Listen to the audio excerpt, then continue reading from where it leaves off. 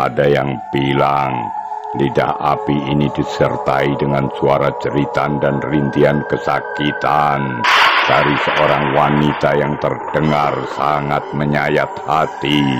Hal itu dikaitkan dengan peristiwa yang belum lama terjadi, yaitu seorang gadis tertabrak kereta api hingga tubuhnya hancur lebur dan dikuburkan di pemakaman Buyut Singkluk ini.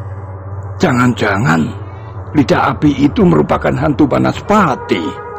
Oh iya, bisa jadi dan tidak salah lagi. Itu adalah penampakan Banaspati. Iya benar, dari cerita yang beredar bisa diambil kesimpulan itu adalah ciri-ciri Banaspati. Banaspati menurut kepercayaan masyarakat Jawa adalah sejenis hantu.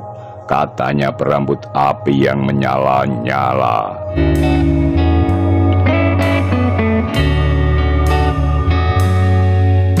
Banaspati, makam Buyut Singkluk.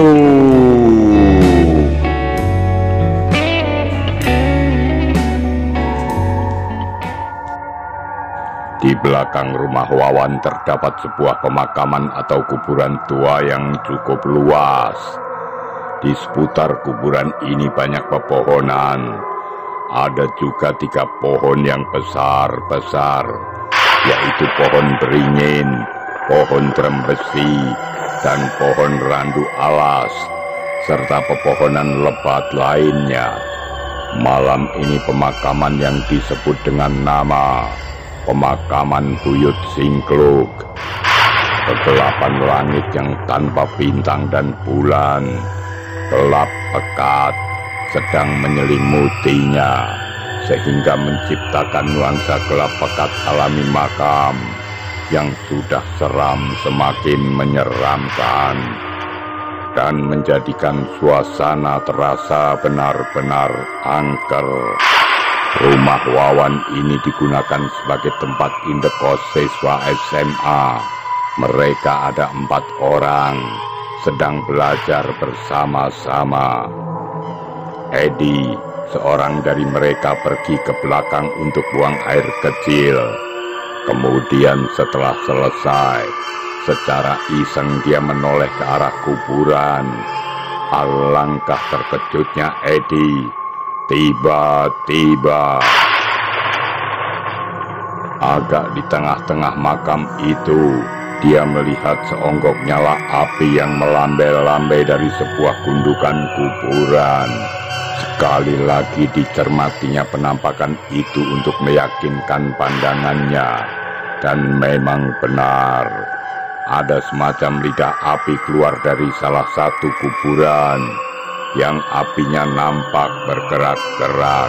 Spontan Edi lari masuk ke dalam, dan kemudian dengan tergopoh-gopoh dia menceritakan kepada teman-temannya tentang adanya lidah api di kuburan yang baru saja dilihatnya.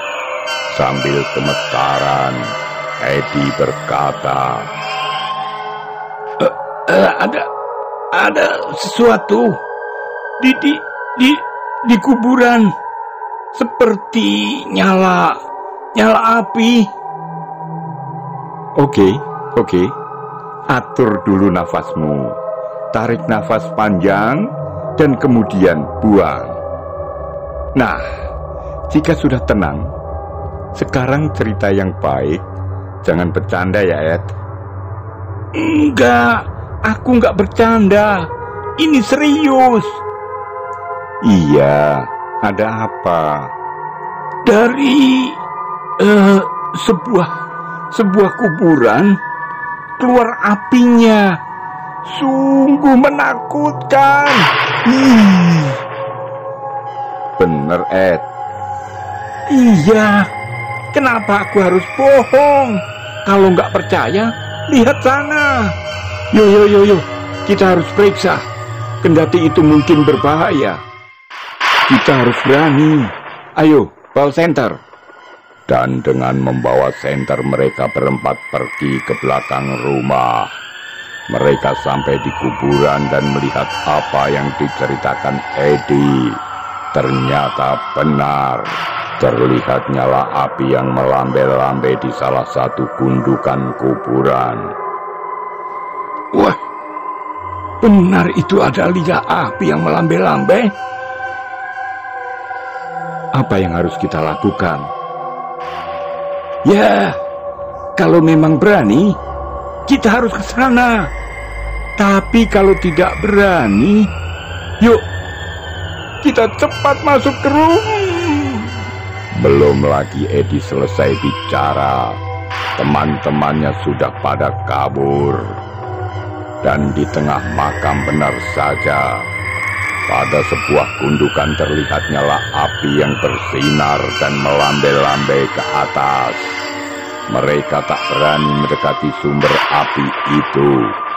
Semua ketakutan, lalu bergegas masuk kembali ke dalam rumah. Nuansa suasana tegang masih menyelimuti mereka. Dan malam itu tidak ada yang bisa tidur dengan nyenyak. Entah siapa yang menyebarkan berita ini. 2 hari kemudian, berita tentang lidah api yang melambai itu sudah menyebar ke seluruh desa. Beberapa kerumunan orang, baik di warung, di pasar, dan di tempat lainnya, tampak sedang membicarakan masalah lidah api di kuburan itu. Bahkan beritanya pun ditambahi dengan cerita yang seram-seram. Ada yang bilang lidah api ini disertai dengan suara jeritan dan rintihan kesakitan dari seorang wanita yang terdengar sangat menyayat hati. Hal itu dikaitkan dengan peristiwa yang belum lama terjadi, yaitu seorang gadis tertabrak kereta api hingga tubuhnya hancur lebur dan dikuburkan di pemakaman buyut Singklu ini. Jangan-jangan lidah api itu merupakan hantu Banaspati. Oh iya, bisa jadi dan tidak salah lagi. Itu adalah penampakan Banaspati. Iya benar, dari cerita yang beredar bisa diambil kesimpulan itu adalah ciri-ciri Banaspati. Banaspati menurut kepercayaan masyarakat Jawa adalah sejenis hantu. Katanya berambut api yang menyala-nyala. Banaspati muncul di saat malam hari. Mulutnya menyeringai seperti raksasa yang menyeramkan.